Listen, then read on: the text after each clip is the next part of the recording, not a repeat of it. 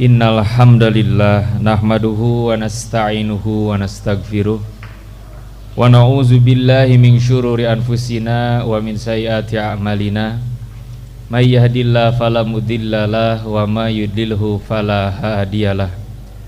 Asyhadu an la ilaha illallah wahdahu la syarikalah wa asyhadu anna Muhammadan abduhu wa rasuluhu alladzi la nabiyya ba'dah, amma ba'du.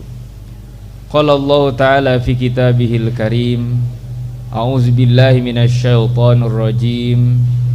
Ya ayyuhalladzina amanu taqullaha haqqa tuqatih wa la tamutunna illa wa antum muslimun. Wa qala Rasulullah sallallahu alaihi salatu wassalam, ittaqullaha haitsuma kunta, al hadis. Ma'asyiral mu'minin, ikhwatu iman, sidang Jum'ah rahimakumullah. Dimulai dari kita menyadari sebagai manusia yang penuh dengan kelemahan. Bahkan kelemahan kita dinyatakan oleh Rasulullah sallallahu alaihi wasallam, al-insanu mahalul khoto'i wan nisyan. Kelemahan manusia ada pada rasa lupa dan dia mudah melakukan kesalahan. Tapi pada riwayat yang lain Rasulullah sallallahu alaihi wasallam juga mengingatkan, wa khairu khoto'ina at-tawwabun. Sebaik-baik orang yang melakukan kesalahan adalah bagi mereka yang mengambil kesempatan untuk bertobat. Maka dari itu ikhwatu iman rahimakumullah, bagian dari kasih sayang Allah subhanahu wa ta'ala, bagian dari rahmat Allah subhanahu wa ta'ala, apabila kita melakukan perbuatan dosa apapun dan sebesar apapun, maka pada saat kita bertobat kepada Allah subhanahu wa ta'ala, maka kita akan menemui Allah subhanahu wa ta'ala sebagai Rabb yang memiliki sifat Al-Ghafur, Maha Pengampun, yang memiliki sifat Ar-Rahim, Maha Penyayang. Dan pengampunan Allah subhanahu wa ta'ala dan kasih sayang Allah subhanahu wa ta'ala melebihi pengampunan makhluk dan melebihi kasih sayang makhluknya.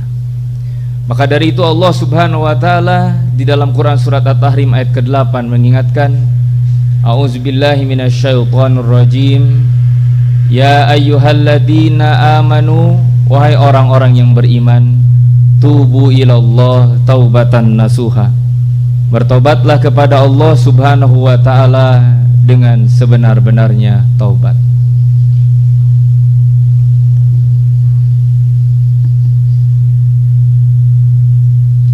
Para ulama kemudian menurunkan kesimpulan mengenai ayat tersebut, bahwasannya Allah subhanahu wa ta'ala menyeru orang-orang yang beriman agar bertobat, karena Allah tahu bahwa pasti orang-orang yang beriman merekalah orang-orang yang tidak terlepas dari perbuatan salah, tidak bisa terlepas dari perbuatan dosa.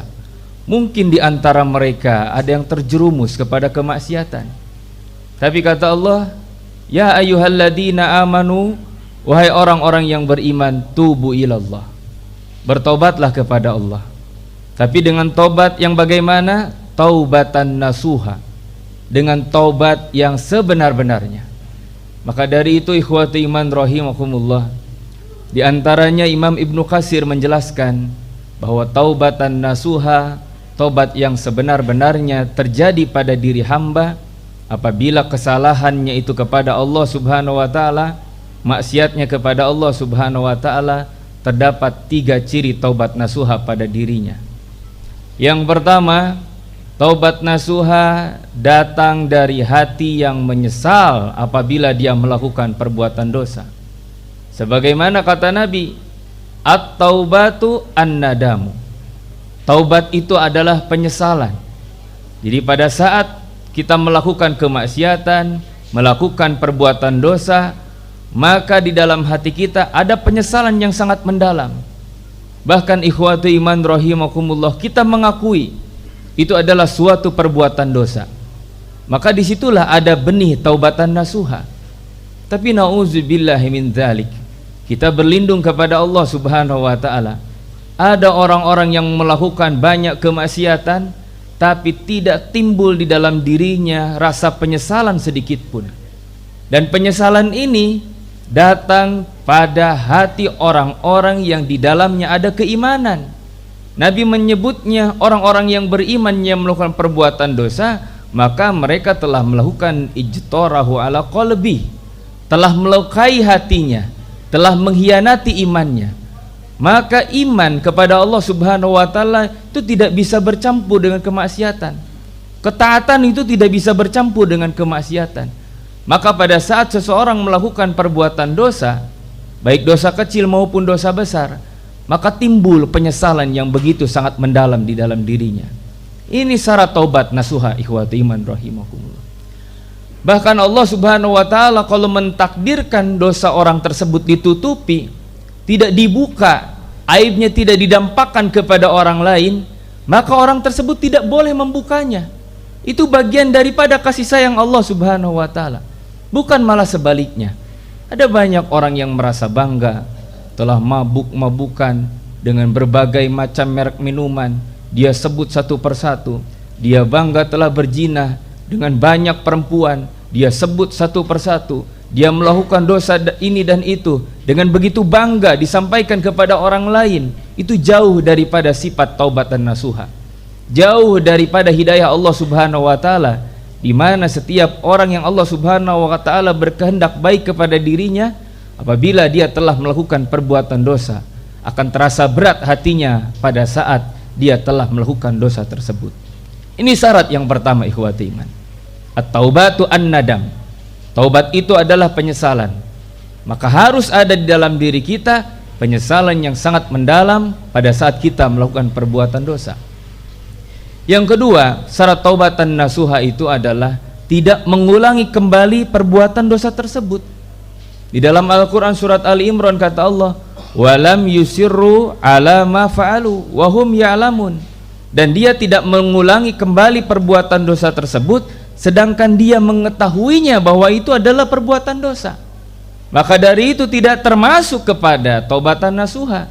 Kalau setelah kita melakukan perbuatan dosa kemudian kita bertobat kepada Allah Subhanahu wa taala, kita mengulanginya kembali, kita bertobat kembali, kita mengulanginya kembali, kita mempermainkan tobat kita kepada Allah Subhanahu wa taala, belum terkategori kepada tubu ilallah taubatan nasuha, bertobat kepada Allah Subhanahu wa taala dengan sebenar-benarnya tobat, tidak mengulangi, ikhwati iman rahimakumullah. Maka dari itu Rasulullah sallallahu alaihi wasallam mengingatkan, hati-hati dengan perbuatan dosa kita dan berhati-hati pula dengan pertobatan kita, karena kata Nabi, innamal a'malu bil khawatim. Sesungguhnya amal-amal kalian itu tergantung nanti penutupnya bagaimana. Kalau ditutup dengan pertobatan, maka sudah tidak ada lagi kesempatan dan tidak lagi dibuka jalan untuk kita melakukan kemaksiatan. Karena ditakutkan, ikhwati iman rahimakumullah, pada saat kita selesai bertobat tapi kemudian kita mengulangi perbuatan dosa tersebut, bagaimana kalau Allah Subhanahu wa taala mencabut nyawa kita, mewafatkan diri kita dalam kemaksiatan. Tapi beruntung kalau orang tersebut diwafatkan dalam keadaan sedang bertobat. Tapi karena orang ini mempermainkan pertobatannya, hati-hati, ikhwati iman rahimakumullah. Ada satu kisah pertobatan yang luar biasa, diabadikan oleh Imam An-Nawawi dalam kitab Riyadhus Shalihin, dan ini pula terdapat dalam Sahih Bukhari, bahwa ada seorang laki-laki yang telah membunuh 99 orang. Dia datang kepada rahib, kepada pendeta, dan dia meminta jalan pertobatan. Apakah Allah Subhanahu wa taala, Rabb kita itu akan mengampuni dosa kita? Kata rahib ini, tidak mungkin, karena engkau sudah membunuh 99. Dia menghunuskan pedangnya, kemudian dia bunuh rahib tersebut sampai dengan 100 orang genap telah dia bunuh. Kemudian datang kepada ahlul ilmi, kata Nabi, kepada seorang yang memiliki ilmu, yang mengetahui bahwasannya ada jalan pertobatan sebesar apapun dosa-dosa kita, sebesar apapun. Bahkan kata Allah dalam Quran surat Az-Zumar, kata Allah, qul ya ibadiyalladzina asrafu ala anfusihim, katakanlah kepada hamba-hambaku yang telah melampaui batas di dalam berbuat dosa. Asrafu itu sudah sampai puncaknya, ikhwati iman. Kalau dia berzina, sudah sampai puncak dosa perzinahan paling besar. Kalau dia melakukan kemusyrikan, sampai puncak dosa kemusyrikan yang paling besar. Kalau dia berjudi sampai puncak dosa perjudian yang paling besar. Termasuk dia membunuh, dia telah banyak membunuh nyawa, ikhwati iman. Tapi kata Allah Subhanahu wa taala, asrafu ala anfusihim. Dia melampaui batas terhadap dirinya, dan Allah ingatkan, la taqnatu min rahmatillah. Kita tidak boleh putus asa dari rahmat Allah Subhanahu wa taala. Jadi tidak boleh ada di dalam diri kita ucapan dan perkataan, tidak mungkin saya diampuni oleh Allah Subhanahu wa taala, sementara dosa-dosa saya sebesar gunung. Kalau dosa kita sebesar gunung, lihatlah ampunan Allah mungkin seluas lautan, ikhwati iman rahimakumullah. La taqnatu min rahmatillah. Kata Allah, innallaha yaghfiru dzunuba jami'an. Sesungguhnya Allah Subhanahu wa taala akan mengampuni seluruh dosa-dosa. Walaupun di Quran surat An-Nisa ada ayat yang menyatakan bahwa dosa musyrik itu tidak akan diampuni kalau kemusyrikannya terbawa mati.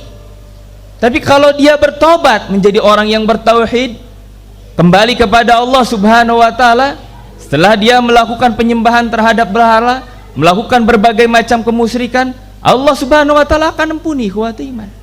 Termasuk laki-laki yang tadi sudah 99, bertemu dengan rahib dibunuh menjadi 100, bertemu dengan ahlul ilmi, maka kata ahlul ilmi ini menjawab bahwa tidak ada penghalang, tidak ada hijab, tidak ada benteng, tidak ada jarak antara seorang hamba Allah Subhanahu wa taala pada saat dia mau bertobat dengan Allah Subhanahu wa taala.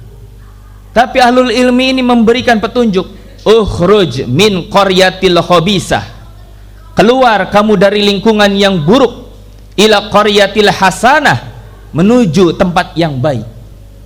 Orang tersebut ternyata menjadi jahat, tidak hanya potensi dari dirinya, tapi lingkungannya sendiri yang berbuat jahat. Maka dari itu di dalam Islam diajarkan, ikhwati iman rahimakumullah, untuk memilih teman bergaul, bersahabat dengan siapa. Kata Nabi, kalau kita memiliki sahabat seorang penjual minyak wangi, minimal kita mendapatkan wanginya.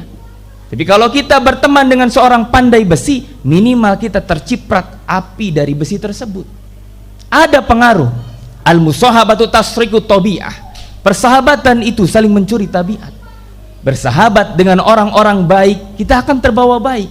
Bersahabat dengan orang-orang buruk, kita akan terbawa arus, ikhwati iman rahimakumullah. Dia diperintahkan untuk keluar.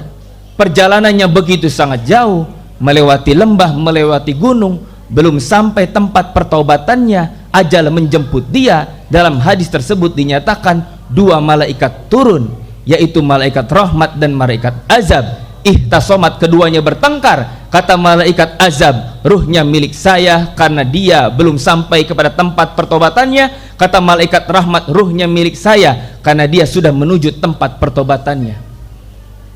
Kemudian datang malaikat yang ketiga, Allah, aku mendapatkan pesan dari Allah agar engkau melihat posisi tubuhnya lebih dekat ke tempat pertobatannya apa lebih dekat ke tempat dulu dia melakukan kemaksiatan. Dalam riwayat yang lain ternyata dada dan tubuhnya lebih dekat kepada tempat pertobatannya. Dinyatakan, ikhwati iman rahimakumullah, orang tersebut adalah orang yang bertobat kepada Allah Subhanahu wa taala, ruhnya menjadi milik malaikat rahmat. Masyarul mu'minin, ikhwati iman rahimakumullah. Ini syarat yang kedua yang kadang kita gagal dan tidak lolos. Kita memang syarat yang pertama lulus, menyesal kepada Allah Subhanahu wa taala. Tapi syarat untuk tidak mengulangi, akhirnya kita menjadi orang yang lemah. Maka dari itu perlu, ikhwati iman, kita memiliki sahabat-sahabat yang mengingatkan diri kita agar kita tidak terjerumus kepada kemaksiatan dan masuk ke dalam lubang kedurhakaan yang sama. Syarat tobat nasuha yang ketiga, ikhwati iman rahimakumullah, wa'at bi'is sayyi'atal hasanah, mengganti perbuatan dosa dahulu dengan kebaikan-kebaikan hari ini, mengganti kemaksiatan dengan ketaatan. Mungkin, ikhwati iman rahimakumullah, ada orang yang pernah melakukan dosa perzinahan, maka pertobatannya bagaimana? Dia harus mentobati dosa perzinahannya dengan cara menikah. Ahalallahul nikah wa harramas sifah. Allah Subhanahu wa taala menghalalkan pernikahan dan mengharamkan perzinahan. Artinya zina itu adalah perbuatan dosa besar, maka ada pahala besar yang membandingnya, yaitu menikah. maka pada saat setelah dia menikah, ikhwati iman rahimakumullah, dia harus menjaga dirinya. Bahkan di Quran surat Al-Mu'minun, orang-orang yang menjaga dirinya, farjinya, kehormatannya, kemaluannya hanya diberikan kepada istrinya saja, itu termasuk amaliyah yang akan mengantarkan dirinya ke dalam surga Firdaus. Walladzina hum li furujihim hafidun, yaitu orang-orang yang menjaga farjinya, illa ma malakat aimanuhum, illa ala ajwajihim au ma malakat aimanuhum, atau kepada istrinya atau kepada hamba sahanya. Hamba saya sudah tidak ada. Maka itulah orang-orang yang memelihara ikhwatiman dari kemaksiatan. Ada mungkin orang yang punya dosa dari mencuri, mengambil barang yang bukan miliknya, mengambil hak orang lain. Mengganti pertobatannya dengan cara bagaimana? Dia harus memperbanyak sedekah. Dulu mungkin banyak meninggalkan sholat. Cara tobat nasuhannya bagaimana? Dia hari ini menjadi orang yang pandai menjaga sholat. Mungkin kalau perempuan dulu dia seorang perempuan yang tidak menjaga aurat, bahkan mengumbar auratnya, maka wa'at bi'is sayyi'atal hasanah, mengganti dengan kebaikan dari keburukan yang dulu dia lakukan. Hari ini dia harus menjadi perempuan yang menjaga aurat. Ikhwati iman rahimakumullah, para ulama menyebutkan 3 syarat ini apabila dosanya berhubungan dengan Allah subhanahu wa ta'ala. Tapi apabila dosa itu berhubungan dengan hukukul adamiyin, dengan hak-hak manusia, dalam dosa-dosa muamalah antara manusia, maka Allah subhanahu wa ta'ala menambahkan 1 syarat. Selain daripada kita menyesal, tidak mengulangi kembali, menggantinya dan yang lebih baik, maka kalau dosa dengan sesama manusia, kita harus meminta pembebasan kepada orang tersebut. Kalau kita pernah melakukan kezoliman, maka kita diperintahkan untuk meminta maaf. Kita diperintahkan ikhwati iman. Kalau kita pernah membicarakan keburukan, menggibahnya, mengumbar aibnya, maka kita minta penghalalannya. Termasuk kata Rasulullah SAW, perkara yang akan diusut sampai yaumul kiamah adalah dosa ad-dainun, hutang piutang. Lisahidi likulli dzanbin ghafurun, setiap orang yang mati syahid dosa-dosanya itu akan diampuni. Illa dainun, kecuali hutang di antara mereka. Kalau masalah hutang piutang, hukukul adamiyin, itu tidak bisa hilang begitu saja. Harus meminta tebusannya kepada orang yang berkaitan. Barakallahu li wa lakum.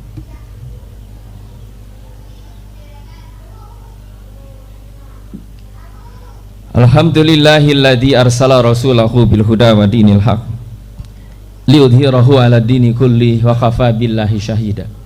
Asyhadu an la ilaha illallah wahdahu la syarikalah wa asyhadu anna Muhammadan abduhu wa rasuluh alladzi la nabiyya ba'dah, amma ba'du.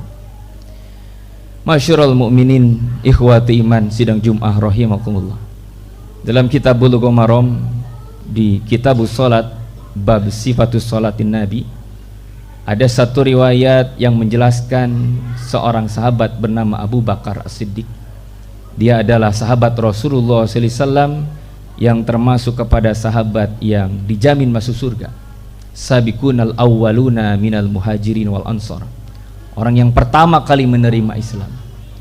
Tapi pada saat dia bertemu dengan Rasulullah SAW, dia meminta kepada Rasul agar diajarkan 1 doa yang kata Abu Bakar, doa itu akan aku baca di dalam solatku. Alimni bidu'ain, ya Rasulullah, ajarkan aku 1 doa di mana ad'u, aku akan berdoa ilallah, kepada Allah, bis solati, di dalam solatku. Maka Rasulullah SAW pada saat itu mengajarkan doa pertobatan kepada Abu Bakar. Bagaimana kalimat doanya? Allahumma inni zalamtu nafsi, ya Allah, aku mengakui bahwa aku telah mendolimi diriku sendiri. Allahumma inni zalamtu nafsi zulman kasiron, dengan kedoliman yang banyak. Wala yaghfiru dzunuba illa anta, dan tidak ada yang mengampuni dosa kecuali Engkau ya Allah. Paghfirli, ampunilah aku. Bimaghfiratan mi indika, dengan pengampunan di sisimu. Warhamni, dan rahmatilah aku. Innaka anta ghafurur rahim, sesungguhnya Engkau maha pengampun lagi maha penyayang. Masyarul mu'minin, ikhwati iman rahimakumullah, ternyata doa taubat ini dibacakan setelah kita membaca doa tasyahud akhir.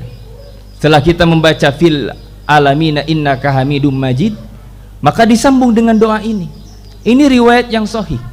Kenapa diajarkan kepada Abu Bakar As-Siddiq? Padahal beliau adalah seorang sahabat yang dijamin masuk surga, ikhwati iman rahimakumullah. Tapi ternyata doa itu diajarkan kepada sahabat Nabi, ikhwati iman rahimakumullah, karena Rasulullah SAW mengetahui bahwa sahabat-sahabat Nabi SAW termasuk Umar bin Khattab saja mengakui pernah melakukan perbuatan musyrik, pernah membunuh, pernah mabuk-mabukan, tapi kualitas pertobatannya ini luar biasa. Termasuk jalan tobatnya para sahabat itu dilakukan di dalam sholatnya, ikhwati iman rahimakumullah. Maka dari itu penting kita hafal doa ini. Maknanya ada 3, ikhwati iman. Yang pertama, Allahumma inni dzalamtu nafsi dzulman katsiran, itu pengakuan bahwa saya telah melakukan perbuatan zolim terhadap diri saya sendiri dengan kedoliman yang banyak. Pengakuan, ikhwati iman, terhadap diri sendiri bahwa saya tidak bersih, bahwa saya tidak suci. Mengakui banyak dosa, ikhwati iman. Allah itu sangat suka terhadap hamba Allah begitu. Kemudian yang kedua, mengakui bahwa dosa tidak bisa diampuni kecuali oleh Allah. Wala yaghfiru dzunuba illa anta. Baru yang terakhir, kita minta kebutuhan kita. Faghfirli bimaghfiratan min indika. Ampunilah aku ya Allah dengan pengampunan di sisimu. Bahkan tidak hanya kita meminta pengampunan, warhamni, kita meminta rahmat Allah subhanahu wa ta'ala, innaka antar ghafur rahim, karena Allah maha pengampun, maha penyayang. Para ulama menyoroti kandungan doa ini adalah 2. Permintaan ampun kepada Allah artinya terlepas dari siksaan neraka. Memohon rahmat dari Allah subhanahu wa ta'ala artinya meminta agar diberikan kesempatan masuk ke dalam surganya. Mudah-mudahan ikhwati iman rahimakumullah, kita menjadi hamba-hamba Allah subhanahu wa ta'ala yang terpelihara, yang terjaga dari perbuatan dosa dan kemaksiatan.